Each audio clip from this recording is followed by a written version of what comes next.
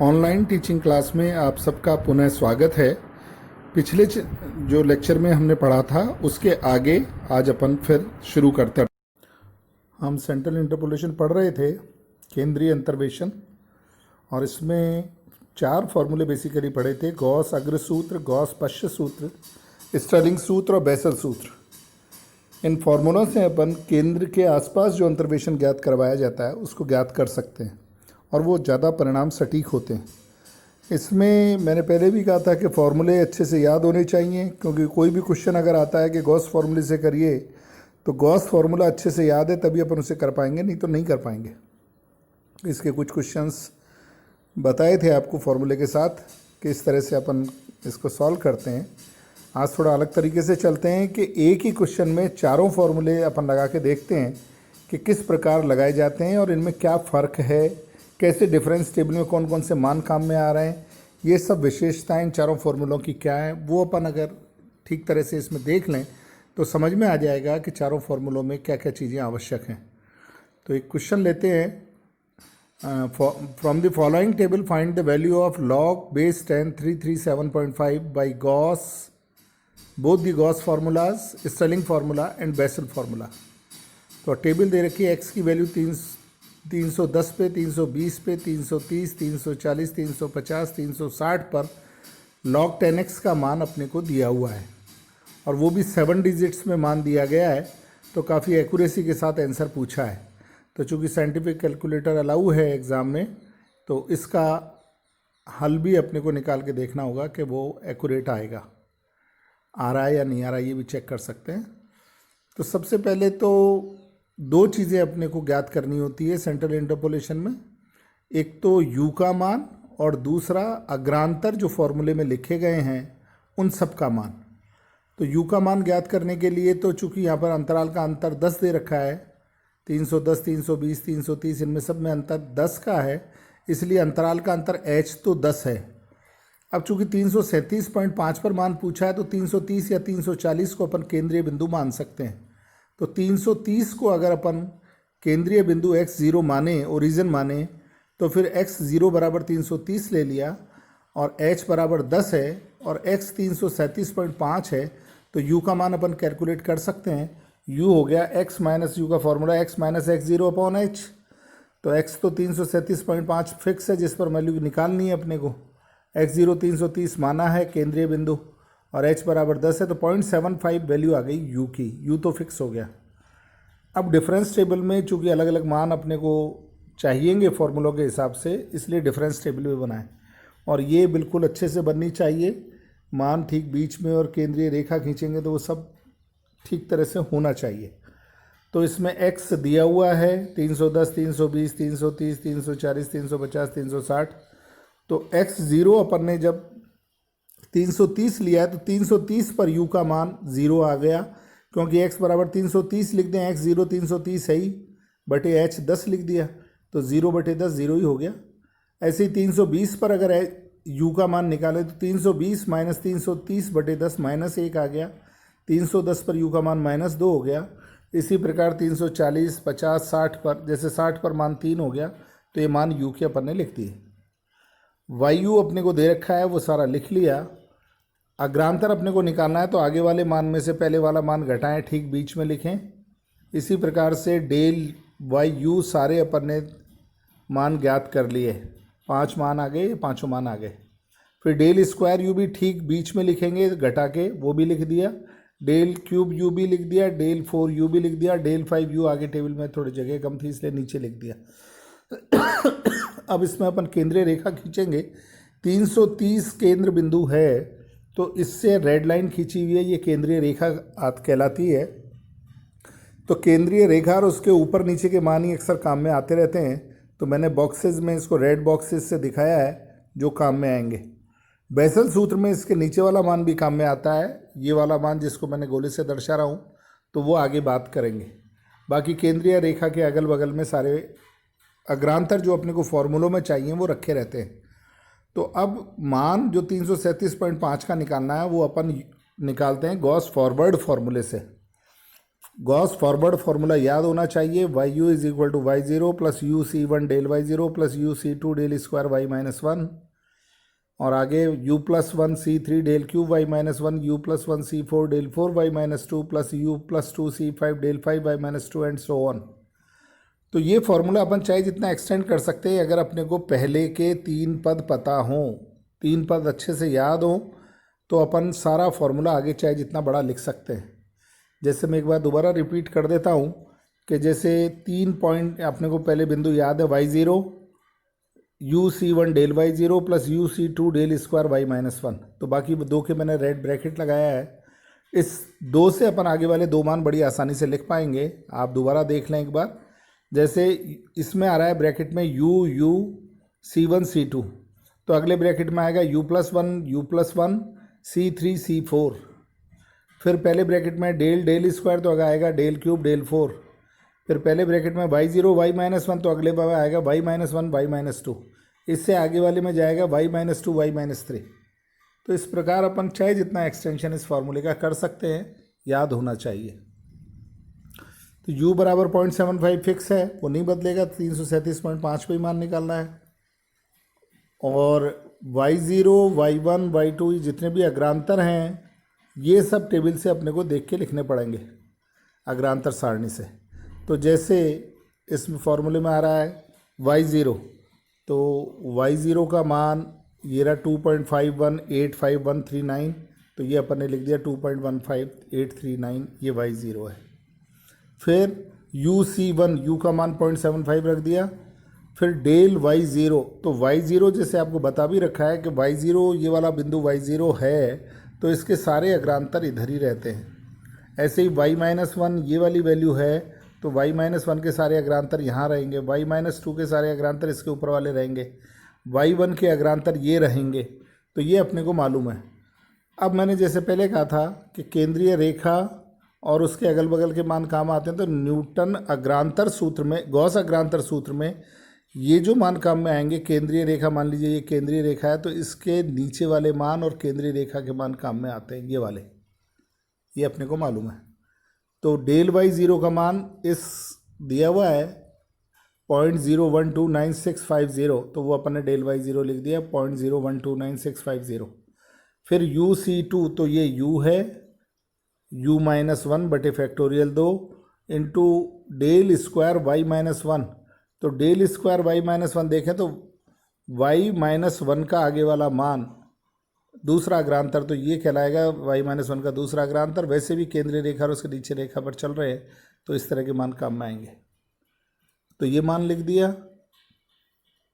इसी प्रकार U C three, तो U minus one U minus two बटे factorial 3 del cube Y minus one. फिर U C four del four Y minus two, और ये U C five, तो U minus one U minus two U minus three U minus four बटे factorial 5 upon into del 5 Y minus two. तो del 5 Y minus two अपने को पता है, ये रहा डेल 5 वाई माइनस टू अलग से लिखा हुआ है, ये रहा 8 इंटू 10⁻⁻7। तो ये लिख दिया यहाँ पर 8 इंटू 10⁻⁻7। अब कैलकुलेटर, चूँकि साइंटिफिक कैलकुलेटर अलाउ है, तो इससे अपन ने मान निकाला, तो मान आ गया 2.52827374। तो इस प्रकार गॉस अग्र सूत्र से log 337.5 का मान बेस 10 पर ये आया है। तो कैलकुलेटर से कैलकुलेट कर रहा है। इसी प्रश्न को गॉस बैकवर्ड फार्मूले से, तो गॉस बैकवर्ड फार्मूला याद होना चाहिए, why you is equal to Y zero plus you see one del Y minus one plus you plus one C two del square Y minus one. इन 3 पदों को याद अगर अपन रख लें तो आगे वाले लिख सकते हैं इस ब्रैकेट को देखकर। इस ब्रैकेट में यू प्लस वन आ रहा है, तो अगले ब्रैकेट में you plus one u plus to आएगा। इसमें C1 C2 आ रहा है, तो अगले C3 C4 आएगा। फिर इसमें डेल स्क्वायर आ रहा है, तो अगले ब्रैकेट में डेल क्यूब डेल फोर आएगा। इस ब्रैकेट में वाई माइनस वन है, तो अगले वाले में वाई माइनस टू आएंगे। इसी प्रकार देख के अपन आगे के ब्रैकेट भी लिख सकते हैं। तो ये फार्मूला अपने को मालूम है, याद है, तो अब इससे अपन क्वेश्चन सॉल्व कर पाएंगे। यू का मान तो फिक्स है, अभी अपन ने निकाला था जब अपने को 337.5 पर मान निकालना है तो u का मान तो अपन ने 0.75 आया था, वो ही रहेगा। अब अग्रांतर जो सारणी अपन ने बना रखी थी उसमें गॉस पश्च सूत्र में जो मान काम में आते हैं वो मैं आपको बताता हूँ कि केंद्रीय रेखा तो ये है, तो केंद्रीय रेखा पर y0 और इसके ऊपर वाले मान जो इसके अगल बगल में, फिर नीचे मान, फिर ऊपर मान, फिर नीचे मान, तो केंद्रीय रेखा और इसके ऊपर वाले बॉक्स वाले मान ये सीधे अपन फॉर्मूले में काम में लेंगे। तो और वैसे अपन देखें तो y0 के अग्रांतर या y1 के अग्रांतर सारे तिरछी लाइनों पर बताया था, उसी प्रकार मिल जाएंगे। तो जैसे फॉर्मूले से देखते हैं, फॉर्मूले में y0 तो पता ही है, y0 तो एज इट इज़ जो बॉक्स का पहला बॉक्स बना रखा है वो है। फिर UC1 तो u हो गया 0.75। फिर डेल y-1 की वैल्यू देखते हैं तो डेल y-1 मैंने जैसे बताया था ये मान डेल y-1 होगा, y-1 का पहला अग्रांतर, तो 0.013339, तो ये अपन ने लिख दिया यहाँ पर, ये रहा 0.013339, ये डेल y-1 है। फिर UC2 तो u-1 बटे फैक्टोरियल 2, u+1C2 तो u+1 में u+1 u तो 1.5 बाई फैक्टोरियल 2। फिर आ रहा है डेल स्क्वायर y-1, तो आप जानते हैं डेल स्क्वायर y-1 कौन सी वैल्यू होगी, वो लिख दी अपन ने।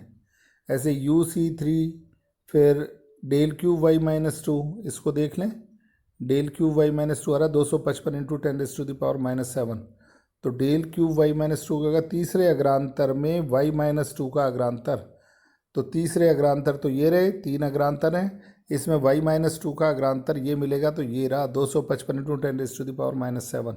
और वैसे भी मैंने आपको बताया था केंद्रीय रेखा के ऊपर वाले मान काम में आते हैं, ये वाले बॉक्स वाले, तो 255 वाली वैल्यू यहाँ लिख दी अपन ने।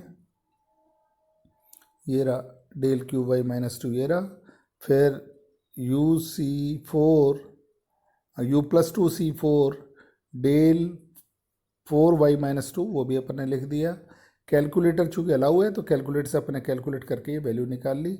तो यार ये 2.5282723, थोड़ा सा डिफरेंस आ रहा है डिजिट्स में बाद वालों में, तो ये है गॉस पश्च सूत्र से उसका मान। अब इसी को स्टर्लिंग से लगाएं तो स्टर्लिंग सूत्र अपना मालूम है, yu = y0 plus UC1 del y0 plus del y-1 बटे 2 प्लस u² बटे फैक्टोरियल 2 डेल स्क्वायर y-1, फिर u² -1 बटे factorial 3 del cube y-1 plus del cube y-2 बटे 2, ये गॉस अग्र गॉस पश्च सूत्र का माध्य ही तो है, प्लस u² -1 बटे फैक्टोरियल 4 डेल 4y-2। तो ये अपन याद रखते हैं। तो इससे अब आगे चलते हैं। जो u का मान तो फिक्स है 0.75। अब जो अग्रांतर सारणी थी अपन ने बनाई थी, उस अग्रांतर सारणी में ये मान केंद्रीय रेखा और ऊपर नीचे वाले मान इस तरह से काम में लेते रहेंगे। फिर ये एक मान, फिर ये दोनों मानों का माध्य, फिर एक मान, ये इस तरह से चलती है केंद्रीय रेखा और इसके ऊपर नीचे वाले मानों पर ये स्टर्लिंग सूत्र रहता है। तो अपन ये भी लिख सकते हैं कि पहला ये y0 तो ये लिख दिया, फिर इन दोनों का जोड़ बटे 2, फिर ये मान, फिर इन दोनों का जोड़ बटे 2 माध्य ले लिया, तो इस तरह से भी लिख सकते हैं। तो ये मान सारे अपन ने स्टर्लिंग सूत्र में यहाँ लिखे हैं। y0 तो वही है, फिर इसका मान अपन ने देखा तो ये मान आ गया del y0 plus del y-1 बटे 2, फिर डेल स्क्वायर y-1, फिर del square y-1 del cube y-1 del cube y-2 बटे 2 और डेल 4y-2, ये सारे मान टेबल से लिख दिए। u के मान अपने को पता है, कैलकुलेट किया तो y उसी पर मान आ रहा है 2.5282737। तो थोड़ा सा फिर डिफ़र कर रहा है ये पॉइंट्स के बाद वाले पॉइंट्स में, तो इससे मान अपन ने निकाल लिया। और लास्ट आता है फिर बेसल सूत्र भी फॉर्मूला मालूम है अपने को। ये जो फॉर्मूला है ये गॉस तृतीय सूत्र और शुरू का गॉस अग्र सूत्र का माध्य है, तो वो अपन ने फॉर्मूला याद कर रखा है। y1 प्लस y0 बटे 2 u-हाफ डेल y0 u-1 बटे factorial 2 del square y0 plus del square y-1 बटे 2 u-हाफ u-1 बटे फैक्टोरियल 3 डेल क्यूब y-1, फिर u plus one u minus one u minus two बटे factorial 4 del 4y minus one plus del 4y minus two बटे 2 and so on. ये formula अपने को याद है। इसमें u तो 0.05 है ही, 0.75 है ही।